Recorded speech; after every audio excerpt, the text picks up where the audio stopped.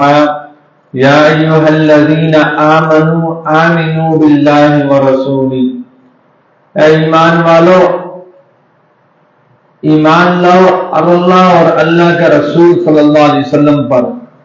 اس آیت کریمہ کے اندر اللہ تعالیٰ نے ایمان والوں کو حکم دیا کہ تم ایمان لاؤ اللہ اور اللہ کے رسول صلی اللہ علیہ وسلم کے اوپر۔ اللہ رب العزت نے اس آیت کے اندر یہ نہیں فرمایا یا ایھا الذین کفروا آمنوا، بلکہ اللہ تعالیٰ نے فرمایا اے ایمان والو ایمان لاؤ اللہ اور اللہ کے رسول صلی اللہ علیہ وسلم پر۔ مفسرین نے اس آیت مبارکہ کے اندر بہت سارے نقاط بیان کیے ہیں۔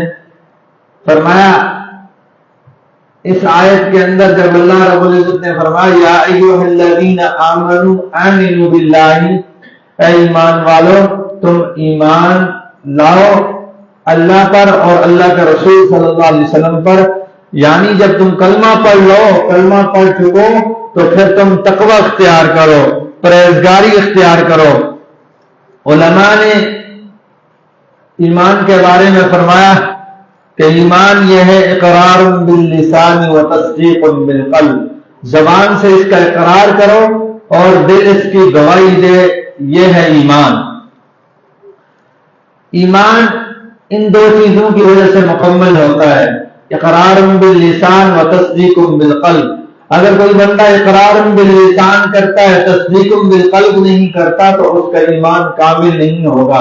جب تک وہ اقرار باللسان اور تصدیق بالقلب نہیں کرے گا اس وقت تک اس آدمی کا ایمان کامل نہیں ہوگا۔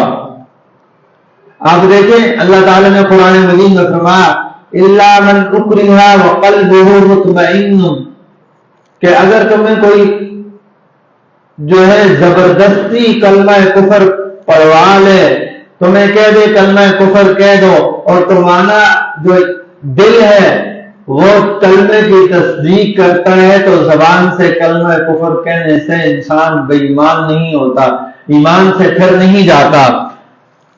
اللہ رب العزت نے انسان کو بڑی نعمتیں دی، جان کی نعمت یہ اتنی بڑی نعمت نہیں ہے، انسان کی زبان کی نعمت یہ اتنی بڑی نعمت نہیں ہے، آنکھوں کی نعمت یہ اتنی بڑی نعمت نہیں ہے، اسی طرح رزق کی نعمت، ماں باپ کی نعمت، گھر بار کاروبار، ہر چیز کی نعمت اتنی بڑی نعمت نہیں ہے، مگر ایمان ان سب سے بڑی نعمت ہے۔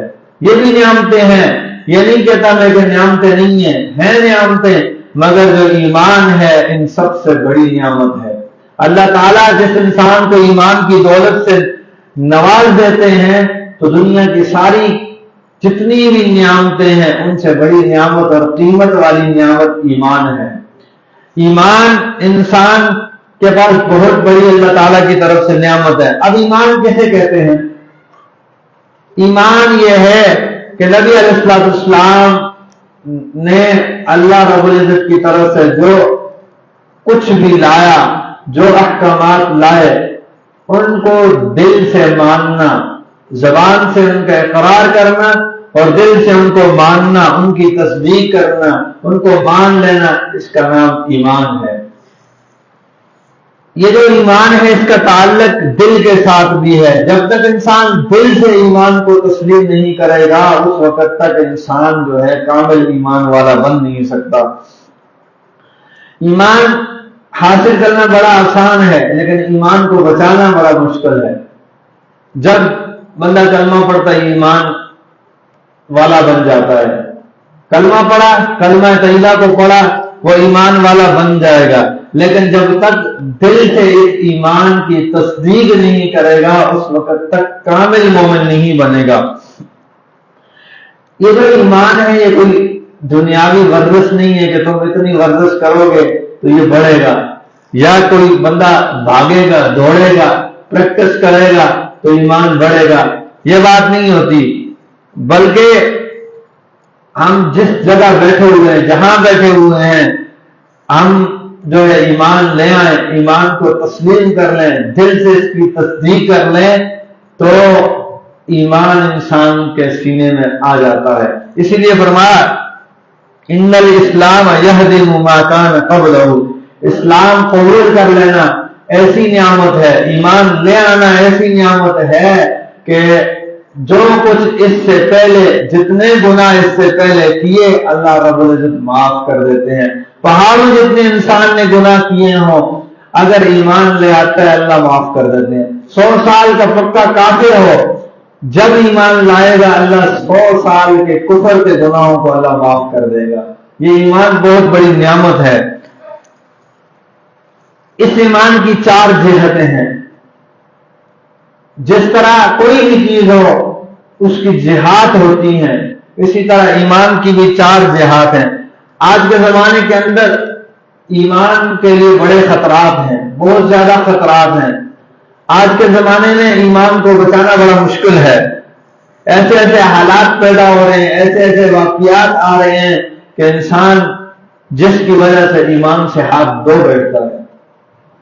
ایمان کی سب سے پہلی جہت یہ ہے کہ انسان دل میں طلب رکھے۔ طلب سچی ہو تو انسان کا ایمان بچ جاتا ہے۔ اس وجہ سے اس معاملے کی وجہ سے اللہ تعالیٰ انسان کو ایمان جیسی دولت عطا کر دیتے ہیں۔ آپ دیکھیں طلب ایسی چیز ہے کہ اگر انسان دل میں طلب رکھتا ہے تو اللہ تعالیٰ اس کو ایمان کی دولت سے نواز دیتے ہیں۔ اور ایک آدمی بے طلبہ ہے، اس کے دل میں طلب نہیں ہے، وہ ایمان کو کچھ سمجھتا نہیں ہے اور اس کے سینے میں طلب بھی نہیں ہے تو ایمان کی وجہ سے اس کو فائدہ نہیں ہوگا۔ آپ دیکھیں ابو جہل عزت میں بھی اعلیٰ تھا، شان میں بھی اعلیٰ تھا، مال مرتبے میں بھی اعلیٰ تھا، عہدے میں بھی اعلیٰ تھا، منصب بھی بڑا تھا، خاندان بھی اعلیٰ تھا، اور رنگ اور جو ہے صورت کے لحاظ سے بھی بڑا خوبصورت تھا، اور علم کے لحاظ سے عقل اور دانائی کے لحاظ سے بھی بڑا اعلیٰ تھا۔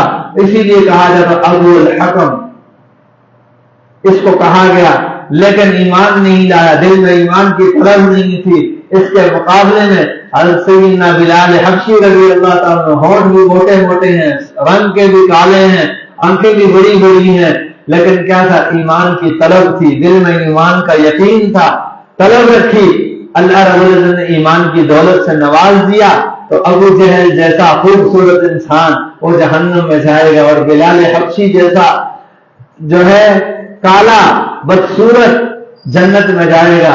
اور ایسے تھے، حدیث کے اندر آتا ہے کہ حضرت بلال حبشی رضی اللہ تعالیٰ جب مسجد نبوی کے کونے میں بیٹھ کر رویا کرتے تھے تو نبی علیہ السلام بعض دفعہ فرماتے کہ بلال تو مسجد نبوی میں رو رہا ہے، جنت میں تیری حوریں بھی رو رہی ہیں۔ تو یہ ایمان کی طلب تھی، دل میں ایمان کی طلب تھی تو اللہ تعالیٰ نے ایمان کی دولت سے نواز دیا۔ فرعون کو دیکھ لیجئے، انا ربکم الاعلی کے دعوے کرتا تھا۔ جب موسیٰ علیہ السلام کو اللہ رب العزت نے فرمایا اذهب الى فرعون انه طغى، جاؤ جا کر موسیٰ فرعون کو دعوت دو، اس نے سرکشی کی ہوئی ہے۔ اور دوسری جگہ فرمایا فقولوا له قولا لینا، اس کو دعوت دینا مگر بڑی نرمی سے دعوت دینا۔ حالانکہ اللہ رب العزت کی جو صفت ہے ربکم الاعلی، اللہ کی صفت ہے، اللہ کی صفت کو اس نے کھینچا، چادر کو کھینچا، اللہ تعالیٰ کی صفات میں اپنے آپ کو شریک ٹھہرایا۔ لیکن اللہ تعالیٰ کیا فرما رہے ہیں؟ اذهب الى فرعون انه طغى، اور دوسری جگہ فرمایا فقول له قولا لینا، اے موسیٰ اس کے ساتھ بات کرنا مگر بڑی نرمی سے بات کرنا۔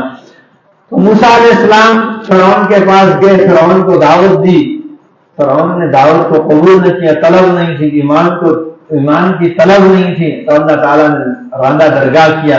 مگر فرعون کے درباری جادوگر تھے، انہوں نے موسیٰ علیہ السلام جیسا عصا لیا، موسیٰ علیہ السلام جیسی شکل و صورت اختیار کی، ان کے دل میں طلب تھی، اللہ نے ایمان کی دولت سے نواز دیا۔ تو جس بندے کے دل کے اندر طلب ہوگی اسی بندے کو اللہ ایمان کی دولت سے نوازیں گے، اور جو بندہ طلب نہیں رکھے گا تو وہ بندہ ناکام ہو جائے گا۔ بے طلبی کی وجہ سے نبی علیہ السلام کے سگے چاچا ابو طالب جو ہے ایمان کی دولت سے حاصل نہ کر سکے، طلب نہیں تھی۔ جو اپنے भतीजे की खिदमत करते रहते थे, हर वक्त अपने भतीजे की खिदमत करते रहते थे, लेकिन तलब नहीं थी, ईमान की दौलत से अल्लाह ने नहीं नवाजा। नबी अलैहिस्सलाम ने आखिरी वक्त फरमाया, मुस्लिम शरीफ के अंदर ये रवायात मिलती हैं तकरीबन 107 सफ़े 8 सफ़े के ऊपर। हजरत इमाम मुस्लिम रहमतुल्लाह अलैह फरमाते हैं, नबी अलैहिस्सलाम ने जाकर चाचे को कहा, ए चाचा जान, आप मेरे कान में पढ़ लीजिए, आप मेरे कान में पढ़ लीजिए, मैं आपकी बुराई दूंगा। लेकिन तलब नहीं थी, तो नबी अलैहिस्सलाम का सक्का चाचा, उसको भी ईमान की दौलत न मिली। इसी तरह हजरत नूह अलैहिस्सलाम का बेटा था, तलब नहीं थी ईमान की, तो अल्लाह ताला ने उसको भी महरूम किया। हालांकि मूसा अलैहिस्सलाम क्या कहते हैं, या बुनिया इरकब माना, ए मेरे बेटे हमारे साथ सवार हो जा। तो अल्लाह ताला ने क्या फरमाया, दुआ की हजरत नूह अलैहिस्सलाम ने कि अल्लाह मेरा बेटा है, मेरी औलाद में से है, अल्लाह से बचा दीजिए। तो अल्लाह ताला ने क्या कहा, ये खसारे वाले लोगों में से है, ये आपका बेटा जरूर है, लेकिन इसके दिल में ईमान की तलब नहीं थी, ईमान लाने की तलब नहीं थी, जिसकी वजह से हमने इसको जो है ईमान की दौलत से नवाजा ही नहीं। फिर इसी तरह हजरत नूह अलैहिस्सलाम की जो बीवी थी, इसके दिल में भी तलब नहीं थी ईमान की, तो अल्लाह ने महरूम कर दिया।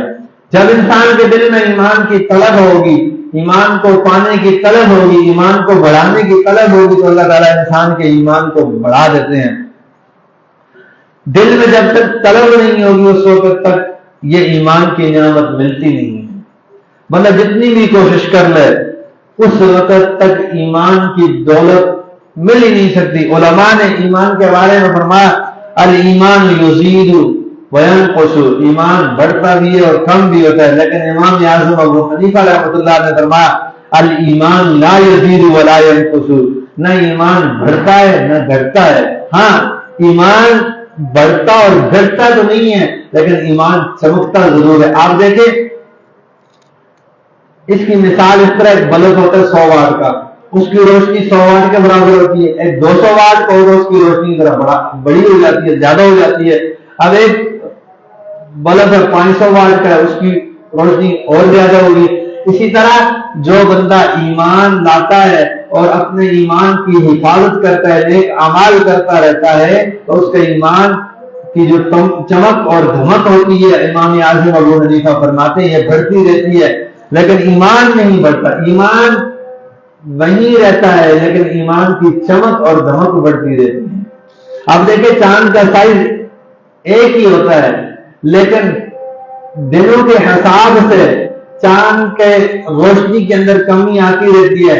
और जब चौदहवीं का चांद होता है, आप देखें चौदहवीं के चांद, जब जिस दिन 14वीं रात होती है, उस दिन ऐसा लगता है रात को जैसे अभी भी दिन है, रोशनी रोशन होती है। इसी तरह ईमान भी है कि नेक अमाल इंसान करता रहता है तो उसका ईमान बढ़ता रहता है, उसके ईमान की चमक और दमक बढ़ती रहती है। और जब गुनाहों में जिंदगी गुजारता है तो ईमान में जो है जो चमक होती है वो कम होती रहती है। ईमान की दूसरी जहत यह है कि ईमान जो है मुजाहिदे से चमकता है। जब भी इंसान को कोई मुजाहिदा आता है, कोई आजमाइश आती है, कोई परेशानी आती है, कोई मुसीबत आती है और इंसान इस्तिकामत के साथ डट जाता है, अल्लाह उसके ईमान को चमका देते हैं।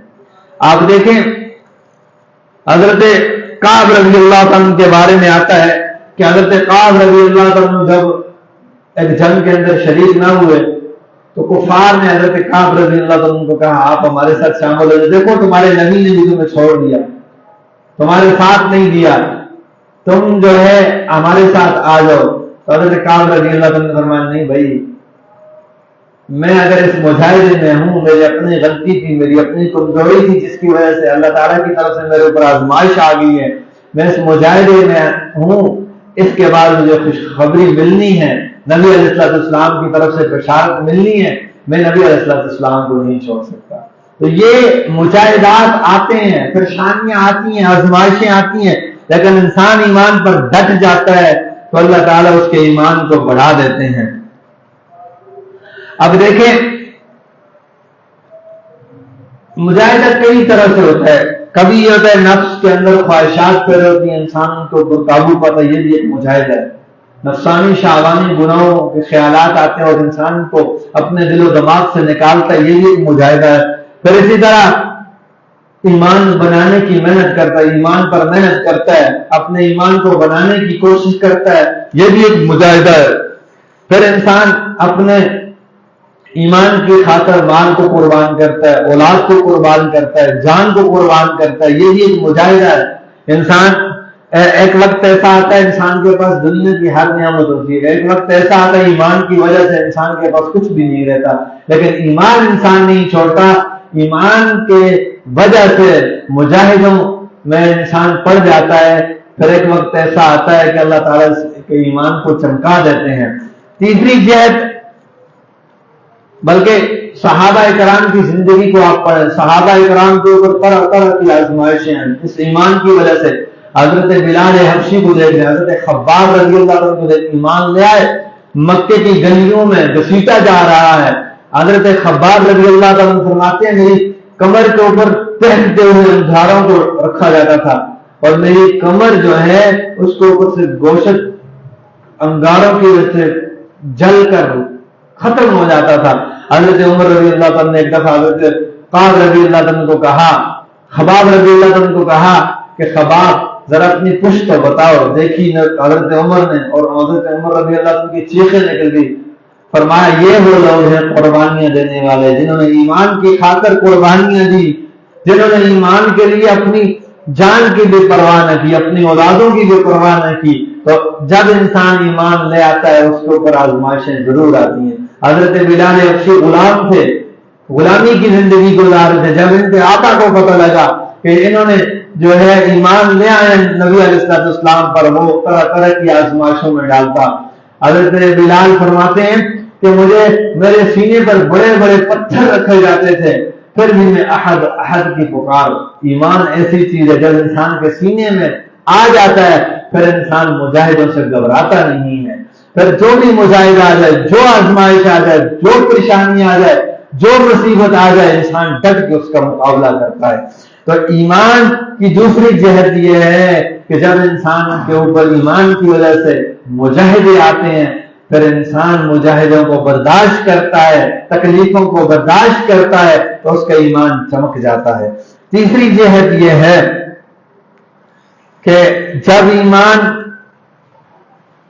انسان لاتا ہے تو ہجرت کرنے سے ایمان پھیلتا اور پھولتا ہے۔ جب انسان ہجرت کرتا ہے تو اس سے انسان کا ایمان پھیلتا اور پھولتا ہے۔ آپ دیکھیں نبی علیہ السلام نے مکہ سے مدینہ ہجرت کی، کئی صحابہ نے مکہ سے حبشہ کی طرف بھی ہجرت کی، کئی صحابہ نے مکہ سے مدینہ کی طرف بھی ہجرت کی۔ تو ہجرت سے ایمان پھیلتا اور پھولتا ہے۔ آپ دیکھیں دعوت و تبلیغ میں لوگ نکلتے ہیں، اللہ کے راستے میں نکلتے ہیں، ایک آدمی فاسق فاجر ہوتا ہے، گناہوں میں زندگی گزار رہا ہوتا ہے، اللہ کی نافرمانی میں زندگی گزار رہا ہوتا ہے، لیکن دعوت و تبلیغ میں لگتا ہے، دعوت و تبلیغ کی برکت سے اس کے سینے میں ایسا ایمان پیدا ہو جاتا ہے کہ وہ بندہ جو ہے گناہوں سے بچ جاتا ہے اور اس کا ایمان پھلتا اور پھولنے لگ جاتا ہے۔ وہ بندہ اس کے لیے نیک اعمال کرنا، اس کے لیے گناہوں سے بچنا بڑا آسان ہو جاتا ہے۔ وجہ کیا ہوتی ہے؟ وجہ یہ ہوتی ہے کہ وہ اللہ کے راستے میں ہجرت کرتا ہے۔ ہجرت میں برکت ہے۔ جو بھی ہجرت کرتا ہے ایمان کے بچانے کے لیے، ایمان کی حفاظت کے لیے، اللہ اس کے ایمان کو بچا دیتے ہیں۔ اصحاب کہف کو دیکھ لیجیے، اصحاب کہف وقت کے بادشاہ ظالم تھا، وہ ایمان والوں کو تکلیفیں بچاتا تھا۔ اصحاب کہف نے وہاں سے نکل کر ایک غار میں آگے ہجرت کی، اللہ نے ان کی مدد کر کے نصرت کر کے بتا دیا کہ جو بھی ایمان والا ایمان کو بچانے کے لیے ہجرت کرے گا میں اس کے ایمان کو بچا دوں گا۔ دیکھیں یہ دین اسلام ہے، نہ میرا محتاج ہے نہ آپ کا محتاج ہے، یہ ہمارا محتاج نہیں ہے بلکہ ہم دین اسلام کے محتاج ہیں۔ بعض لوگ سمجھتے ہیں کہ دین کا کام میرا محتاج ہے، حالانکہ ایسی بات نہیں ہے۔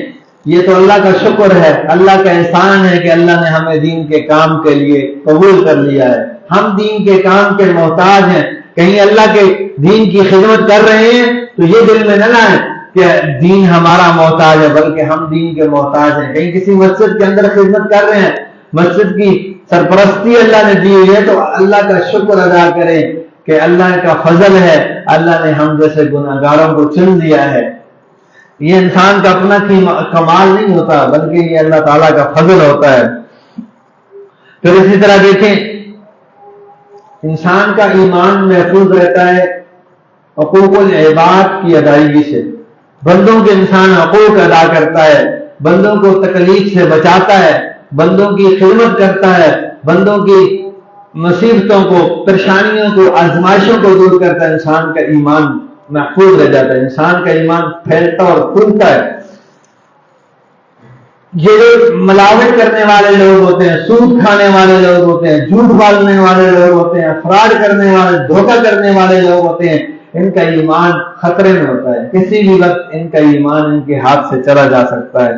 اسی لیے نبی علیہ السلام نے فرمایا جو بندہ ہمارے چھوٹوں پر رحم کرے گا، ہمارے بڑوں کا اکرام کرے گا، ادب کرے گا، اللہ اس کے ایمان کو بچا لیں گے۔ یہ حدیث مبارکہ ہے۔ اس لیے جو بندہ چھوٹوں پر رحم نہیں کرتا، بڑوں کا احترام نہیں کرتا، اللہ اس کے ایمان کو محفوظ نہیں رکھتے۔ اس لیے کوشش کرنی چاہیے کہ ہمیں اپنے بڑوں کا، چھوٹوں کا احترام کرنا چاہیے، چھوٹوں پر رحم کرنا چاہیے، بڑوں کا ادب کرنا چاہیے، اکرام کرنا چاہیے، کیونکہ اس سے ہمارا ایمان محفوظ رہے گا۔ اللہ کا اگر مقرب بننا چاہتے ہیں، اللہ تعالیٰ کا برگزیدہ بننا چاہتے ہیں تو پھر ہمیں کوشش کرنی پڑے گی، حقوق العباد کو اپنانا پڑے گا، حقوق العباد کا اہتمام کرنا پڑے گا، لوگوں کے حقوق ادا کرنے پڑیں گے، تب جو ہے جا کر ہمارا ایمان بچے گا۔ آج کے دور کے اندر سب سے بڑی جو محرومی ہے ہمارے اندر خدمت کا جذبہ نہیں ہے۔ آج ہمارے اندر خدمت کا جذبہ ختم ہو چکا ہے۔ ہم کام چوری کرتے ہیں، کہیں بھی دین کے معاملے میں کہیں کوئی خدمت لگ جاتی ہے، ہم اس میں کام چوری کرتے ہیں، ہم اس کو بے دلی سے کرتے ہیں۔ حالانکہ کوشش کرنی چاہیے جو بندہ بھی خدمت کرتا ہے اس سے بھی اس کا ایمان بچ جاتا ہے۔ پھر فرمایا پڑوسی کی خدمت کرنے سے اللہ تعالیٰ راضی ہوتے ہیں، پڑوسی کے ساتھ ہمدردی رکھنے سے اللہ تعالیٰ راضی ہو جاتے ہیں۔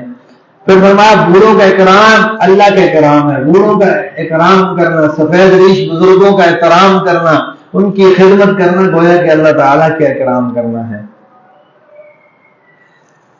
اللہ اکبر کبیرہ۔ آج آپ دیکھیں ایک ڈاکٹر بتا رہے تھے کہ تقریباً 100 میں سے 10 بندے بھی ایسے نہیں ہوتے ہیں جن کو اللہ کلمے کی موت نصیب کرتے ہیں۔ وجہ کیا ہے؟ وجہ یہی ہے کہ ہمارے دل کے اندر ہمارے بڑوں کا احترام نہیں، ادب نہیں، ہم چھوٹوں پر رحم نہیں کرتے، بوڑھوں کا احترام نہیں کرتے، ماں باپ کو عزت نہیں دیتے، جس کی وجہ سے آج ہمارا ایمان کمزور ہو چکا ہے اور کلمے والی موت نہیں ملتی۔ آپ دیکھیں طوطا کوئی آدمی رکھے، اس کو بولنا سکھائے وہ بولنے لگ جاتا ہے، اس کو کلمہ سکھائے وہ کلمہ سیکھ جاتا ہے، لیکن جب بلی آ جائے اب طوطا اس کے سامنے جو ہے ٹیں کرے، وہ آدمی حیران ہو گئی، یار اس کو تو میں نے بولنا سکھایا تھا، اس کو میں نے لا الہ الا اللہ سکھایا تھا، یہ بلی آئی ہے، بلی کے سامنے یہ ٹیں کرنے لگ گیا ہے۔ تو کوئی اس کو کہے گا کہ بھائی بیوقوف آدمی، جب موت سامنے ہوتی ہے تو پھر جو پرندہ ہے طوطا ہے، اس نے ٹیں ہی کرنا ہے، اسے کون سا لا الہ الا اللہ کرنا ہے؟ یا جو ہے ہماری بھی ایمان کی یہی حالت ہے، ساری جو ہے زندگی دنیا کے کاموں میں، دنیا کے دھندوں میں پھنسے ہوتے ہیں، دنیا کے کام کرتے ہیں اور دنیا کے ہی دھندوں میں پھنسے ہوتے ہیں۔ جب موت کا وقت قریب آتا ہے تو ہماری زبان پہ کلمہ جاری نہیں ہوتا۔ اس لیے اگر ایمان کو بچانا چاہتے ہیں، ایمان کی محنت کرنی پڑے گی، ایمان کو مضبوط کرنا پڑے گا۔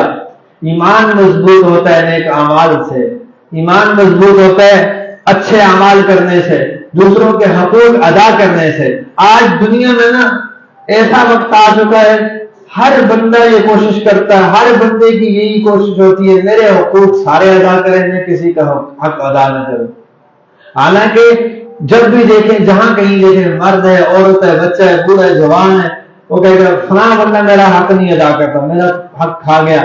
ہم یہ نہیں دیکھتے کہ ہم کتنے لوگوں کے حقوق کھا کر بیٹھے ہوئے ہیں، ہم کتنے لوگوں کے حقوق جو ہے دبا کر بیٹھے ہوئے ہیں، یہ چیز سوچتا ہی کوئی نہیں ہے۔ ایسے ایسے لوگ ہیں اللہ کے راستے میں نکلے ہوتے ہیں، دین کا کام نہیں کر رہے ہوتے ہیں، لیکن بہنوں کا حق دبا کر بیٹھے ہوتے ہیں یا بہنوں سے معاف کروا دیتے ہیں۔ اب بہن کب بھائی سے جو ہے نا حق مانگے گی؟ کبھی بھی ایسا نہیں ہو سکتا کوئی بہن جو ہے اپنے بھائی سے حق مانگے۔ بہت کم ایسا ہوتا ہے کہ بہنیں بھائیوں سے حقوق اپنا حق مانگتی ہیں۔ تو اس لیے ہمیں خود کوشش کرنی چاہیے کہ ہم اپنی بہنوں کا حق ادا کریں، خود ادا کریں، ان کے حوالے کریں۔ ان کی مرضی اگر تمہیں واپس دے دیتی ہے تو ٹھیک ہے، ان کی مرضی ہے، لیکن یہ نہیں ہوتا ہم کہیں گے یہ تمہارا حصہ ہے، لینا چاہتی ہو لے لو، نہیں لینا نہ لو، مجھے ہی چھوڑ دو۔ نیت یہ ہوتی ہے یہ مجھے ہی چھوڑ دے گی، مجھے پتہ ہے میری بہن ہے، تو یہ طریقہ غلط ہے۔ اگر ہم چاہتے ہیں کہ اللہ تعالیٰ راضی ہو جائے تو پھر ہمیں دوسروں کے حقوق ادا کرنے پڑیں گے۔ آپ یقین کریں، آپ لوگوں کے حق ادا کرنے لگ جائیں، ہم لوگوں کے حقوق ادا کرنے لگ جائیں، لوگ ہمارے حقوق کی پاسداری کریں گے۔ آج ہم حکمرانوں کو کوستے ہیں، بڑے بڑے لیڈروں کو کوستے ہیں، لیکن ہم دیکھیں ہم احکم الحاکمین اپنے رب کے کتنے حقوق پورے کرتے ہیں، ہم اپنے خاندان والوں کے، عزیز وکاروں کے، رشتہ داروں کے کتنے حقوق پورے کرتے ہیں۔ ہر بندے کو پتا ہے کہ میں کتنے حقوق پورے کرنے والا ہوں، میں کتنے حقوق کی پاسداری کرنے والا ہوں۔ ہمارے ایمان کی کیفیت اتنی گر چکی ہے جس کی کوئی حد نہیں ہے۔ وجہ یہ ہے کہ ہم حقوق العباد کو حقوق العباد سمجھتے ہی نہیں ہیں، حالانکہ ان کی معافی ہے ہی نہیں ہے۔ حقوق اللہ معاف ہو جائیں گے، اللہ کے حقوق معاف ہو جائیں گے، لیکن بندوں کے حقوق معاف نہیں ہوں گے جب تک ان بندوں سے معافی نہیں مانگیں گے۔ وہ بندے معاف نہیں کریں گے اس وقت تک یہ حقوق معاف نہیں ہوں گے۔ اللہ اکبر کبیرہ۔ ایک حدیث مبارکہ کے اندر آتا ہے جو بندہ لوگوں کے حقوق ضائع کرتا ہے اللہ تعالیٰ کی کل قیامت والے دن رحمت سے محروم کر دیا جائے گا، اللہ تعالیٰ کی رحمت سے محروم کر دیا جائے گا۔ ایک واقعہ کتابوں کے اندر لکھا ہے، ایک باپ بیٹا تھا، باپ کا نافرمان بیٹا تھا، بڑا نافرمان تھا۔ قیامت میں اس کا جو ہے حساب کتاب ہوا تو اس بیٹے کے بارے میں اللہ تعالیٰ نے فیصلہ کیا کہ اس بیٹے کو نہ جہنم میں ڈالا جائے نہ جنت میں، درمیان میں رکھے، کیونکہ یہ اپنے ماں باپ کا نافرمان تھا۔ تو اب جب یہ بات ہوئی تو ایک فرشتہ آیا اور اس نے ایک پرچے کے اوپر کچھ لکھا ہوا تھا، وہ دکھایا اللہ رب العزت کو، تو اللہ تعالیٰ نے فرمایا اس کو جہنم میں لے جاؤ۔ وہ بندہ حیران ہو، کیا وجہ ہے؟ کہا تم اپنے والدین کے ساتھ صرف اف کہا کرتے، اف، اس وجہ سے تمہیں جہنم میں بھیج دیا جائے گا۔ وہ بندہ جہنم میں جا رہا ہوگا، وہ کہے گا اے اللہ میں نے دنیا میں تو اپنے باپ کی نافرمانی کرتا رہا، میں اپنے باپ کا دل جو ہے بڑا ستاتا رہا، میں اپنے باپ کے حقوق ضائع کرتا رہا، آپ کو پتہ ہے میرا والد بھی جہنم میں ہے، میں بھی جہنم میں جا رہا ہوں، آپ ایسا کریں میرے عذاب کو ڈبل کر دیں لیکن میرے باپ کو جو ہے جنت میں داخل کر دیں۔ اللہ تعالیٰ فرمائیں گے جاؤ میں نے تمہاری بھی اور تمہارے باپ کی بھی بخشش کر دی، تم دونوں کو جنت میں داخل کرتا ہوں۔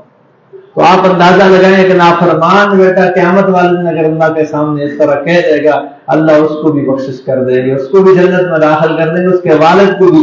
اگر کوئی بچہ، کوئی بیٹی، کوئی بھائی اپنے بہن بھائیوں کا، اپنے والدین کے حقوق ادا کرے گا تو پھر اس کے ساتھ کیا اللہ تعالیٰ معاملہ کرے گی۔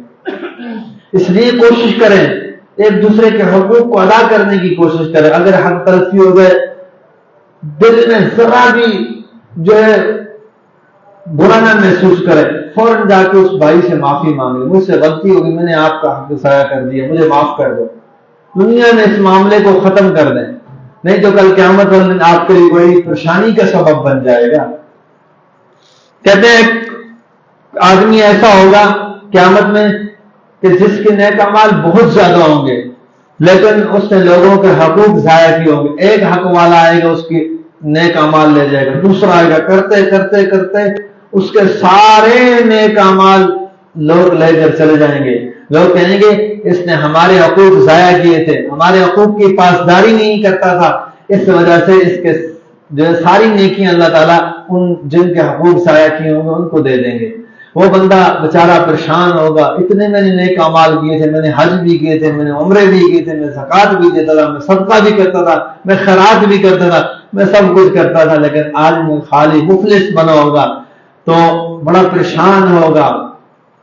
تو کہتے ہیں کتابوں کے اندر لکھا ہے وہ اللہ تعالیٰ کے سامنے عاجزی اور انکساری کے ساتھ کہے گا, اے رب کریم میں نے تو تیرے بندوں کے بھی حقوق ضائع کیے, تیرے بھی حقوق ضائع کرتا رہا, آپ کی مرضی ہے, آپ چاہیں تو مجھے جہنم میں ڈال دیں, آپ چاہیں تو جنت میں لے جائیں. اللہ تعالیٰ کو اس کی یہ ادا پسند آ جائے گی, اللہ تعالیٰ کہیں گے جاؤ میں نے تمہارا جنت میں فیصلہ کر دیا. تو اللہ کی ذات ایسی ذات ہے, اس لیے کوشش کریں کہ ہماری ذات سے کسی کو تکلیف نہ پہنچے. آج ہمارے معاشرے کے اندر سب سے بڑی جو کمزوری ہے وہ یہ, ہم یہی چاہتے ہیں کہ لوگ ہمارے حقوق ادا کریں, ہم کسی کا حق ادا نہ کریں. ہمارے دل میں کسی کا حق نہیں ہے, ہم بس لوگ ہمارے حقوق کو ادا کریں. یہ چیز غلط ہے, یہ ہم غلط فہمی کا شکار ہیں. ہمیں کوشش کرنی چاہیے دوسروں کے حقوق ادا کرنے چاہیے, دوسروں کی جہاں تک ہو سکے راحت کا ذریعہ بنے. پھر دیکھیں اللہ تعالیٰ کس طرح مدد کرتا ہے. آج ہمارے اندر یہ چیز نہیں ہے, جس کی وجہ سے آج ہم جو ہے ذلت اور شرمندگی کی زندگی گزار رہے ہیں. ایمان کے بارے میں جب تک ہم فکر نہیں کریں گے یہ ایمان بچ نہیں سکتا. اگر ہم چاہتے ہیں ہمارا ایمان بچ جائے اور ہم جو ہے اپنے ایمان کی حفاظت کر لیں تو پھر ہمیں ایمان کے بارے میں فکر کرنی پڑے گی, ہمیں سوچنا پڑے گا. اور سب سے مین چیز یہ ہے کہ حقوق العباد ادا کرنا شروع کر دیں. اللہ کے نبی صلی اللہ علیہ وسلم نے فرمایا کہ میں تم میں سے بہتر ہوں اور میں اپنے گھر والوں کے لیے سب سے زیادہ بہتر ہوں. خیرکم لأہلہ, میں تم سے بہتر ہوں اور میں اپنے گھر والوں کے لیے بھی بہتر ہوں. آج آپ دیکھ لیجئے ہم اپنے گھر والوں کے ساتھ کیسا رویہ رکھتے ہیں, بہن بھائیوں کے ساتھ کیسا رویہ, بیوی کے ساتھ ہمارا برتاؤ کیسا ہوتا ہے, اولاد کے ساتھ کیسا برتاؤ ہوتا ہے. ہم ایک بزرگوں کو ملنے کے لیے گئے اور بزرگوں کی مجھے بڑی بات پسند آئی. مجھے کہنے لگے, ہم 2 ساتھی 3 ساتھی تھے, ہمیں نصیحت کرنے لگے بیٹا اپنی بیوی کے ساتھ اچھا برتاؤ کرو. اگر وہ آپ کے ساتھ بد اخلاقی کے ساتھ بھی پیش ہے, بد کرداری کے ساتھ بھی پیش ہے, آپ اس کے ساتھ اخلاق اور نرمی والی گفتگو کرو. تو اس چیز کو بڑی پسند آئی. الحمدللہ دین کی برکت سے اللہ کا فضل ہے, اپنے گھر والوں کے ساتھ کوشش ہوتی ہے جہاں تک ہو سکے نرمی کریں, جہاں تک ہو سکے. تو ہمارے گھر والے حیران ہو گئے کہ یہ چیز آپ نے کہاں سے سیکھی. تو میں نے ان کو بتایا, بزرگوں کے پاس گئے تھے, ان بزرگوں نے یہ نصیحت کی. اور حقیقت یہی ہے, ہم اپنی بیوی کے ساتھ اس کو یہ سمجھتے ہیں جیسے ہماری باندھی ہے. کئی دفعہ ایسے ہوتا ہے وہ بیچاری آرام کر رہی ہوتی ہے, ہم کہیں کام سے واپس آئے, ہم اس کو سوئی ہوئی کو جھاگ لگائیں گے کہ ہمارا کھانا گرم کرو, ہمارا یہ کام کرو, ہمارا یہ کام کرو. حالانکہ اگر ہم خود کر لیں گے تو کیا ہو جائے گا, دیکھا جائے تو ہمارے کپڑے, ہمارے دھو کر کپڑے استری کر کے, ہمارے کھانے پینے سونے جاگنے ہر چیز کا وہ خیال رکھتی ہے. لیکن ہم سوچے کہ ہم ان کا کتنا خیال رکھتے ہیں. ہم عائشہ رضی اللہ تعالیٰ فرماتی, نبی علیہ السلام بعض دفعہ فرمایا کرتے تھے, عائشہ مجھے بتاؤ آپ نے کہاں سے پانی پیا ہے, میں وہیں سے ہونٹ لگا کر پانی پیوں گا. اور کئی دفعہ نبی علیہ السلام فرماتے ہیں, ہم عائشہ میں آٹا گوندھ رہی ہوتی, نبی علیہ السلام آتے اور آ کر میرے ساتھ آٹا گوندھتے. یہ کیا ہے, یہ ہمیں تعلیم سکھائی جا رہی ہے کہ حقوق العباد سب سے پہلے ہیں. حقوق اللہ بھی ہیں لیکن حقوق العباد سب سے پہلے ہیں. آج ہم دیکھ لیں سب سے زیادہ حق ہمارے لیے ہماری بیوی کا ہے, جو ہمارے ساتھ ہر وقت رہتی ہے, ہماری سختی کو بھی برداشت کرتی ہے, ہماری ہر قسم کی جھڑک کو بھی برداشت کرتی ہے, وہ ہمارے ساتھ رہتی ہے. کیا ہم اس کے ساتھ کبھی اس طرح کے کبھی میٹھا بول بولا بھی ہے؟ سوچے بندہ, کیا ہم نے اس طرح اس کے ساتھ رویہ رکھا ہے؟ نہیں رکھا. تو اس کا مطلب یہ ہے کہ ہم کل قیامت والے دن کیا جواب دیں گے. نبی علیہ السلام نے اپنی तमाम अज़वाज से जब दुनिया से पर्दा फरमार थे, एक एक से पूछा क्या मैंने तुम्हारे हकूक अदा कर लिए? उन्होंने कहा या रसूलल्लाह, आपने हक अदा करने का आला तरीन दर्जा जो है अदा कर दिया, तो ये मिसाल कायम कर दी। इसलिए कोशिश करें अपने घर वालों के लिए अच्छा बने, बेहतरीन बने। जब आप घर वालों के साथ अच्छा बन जाएंगे, बाहर वालों के साथ खुद बहुत अच्छे। आज हम दोस्तों के लिए तो जो है बाएं फैला लेते हैं, दोस्तों के साथ तो बड़ी खुशी से मिलते हैं, लेकिन अगर भाई आ जाए फौरन हमारे चेहरे पर वट आ जाते हैं। हम ये समझते हैं ये आ गया मुझसे पैसे मांगने के लिए आ गया है, अब ये आया है। और यार दोस्त आ जाए तो उनके लिए तो बंदा खर्च कर। हमारे एक दोस्त है, उनके पास बैठे हुए थे, मुझे बताने लगे, मुझे बड़ी हैरानगी ताज्जुब भी हुआ। कहते हैं ईद मिलन पार्टी पर हमारे एक अजीज है, उन्होंने तकरीबन 7-8 लाख रुपया खर्च किया। ये अभी की बात है, ये बड़ी ईद की बात है। 7-8 लाख रुपया खर्च किया। तो मैंने उनको कहा यार आप उनको कहो मेरे हालात नहीं सही, तो मेरे लिए कुछ कर दो, तो या मुझे कारोबार जो है करके दे दो। तो वो कहते हैं मैंने उनसे बात की तो वो मुझे कहने लगे जी मेरे पास पैसे नहीं। वो कहते हैं ईद से चंद दिन पहले मैंने उनसे ये बात की थी और ईद के बाद सबको उन्होंने बुलाया जी, सिर्फ इसलिए कि झूठी नाक रखने के लिए, मेरी इज्जत बन जाए। लोग आएंगे, मेरे दोस्त आएंगे, मेरे यार आएंगे, देखेंगे ईद मिलन पार्टी की है। फिर कुछ दिन के बाद दोबारा उस बंदे ने पार्टी की तो वो कोई हाउस बनाया, पता नहीं तालाब बनाया, उस पर अपने दोस्तों यारों को इकट्ठा किया, रिश्तेदारों को भी इकट्ठा किया और पता नहीं कितने लाख रुपया खर्च किया। मैंने उनसे पूछा, मैंने कहा आपके साथ इनको जो है क्यों नहीं करते? उन्होंने कहा असल में इसमें नामो नमूद है, लोग कहेंगे वाह वाह बड़ा खर्च करने वाला है, यहाँ कोई पूछने वाला है, किसी को पता ही नहीं चलना कि मुझे कारोबार करवा के दे रहे हैं। तो इसलिए इस चीज से फायदा नहीं होगा, ये चीज हमारे फायदे के लिए नहीं है। असल चीज ये है कि आपके रिश्तेदारों में, आपके बहन भाइयों में अगर कोई गरीब है, किसी का कारोबार नहीं है, उसके कारोबार में मदद करें। अगर आप उसके साथ ताउन करेंगे तो ये हकूकुल इबाद में आ जाएगा और आपको दो ही नेकी मिलेगी। एक ये है कि आपने बेरोजगार इंसान के रोजगार का जरिया बने, दूसरा ये है कि आपके रिश्तेदारों में से, खानदान वालों में से कोई था, इस वजह से आपको दो ही नेकी मिलेगी। नबी अलैहि सल्लम ने फरमाया जो बंदा अपने खानदान में, अपने अजीज व कारब में खर्च करेगा तो अल्लाह ताला उसको 2 अजर देंगे। ये नियत करके आप खर्च करें तो सही, फिर आपको अल्लाह ताला देखे कितना अता करते हैं। तो ईमान अगर हम चाहते हैं हमारा ईमान फैलता फूलता रहे तो फिर हमें हकूकुल इबाद अदा करने पड़ेंगे।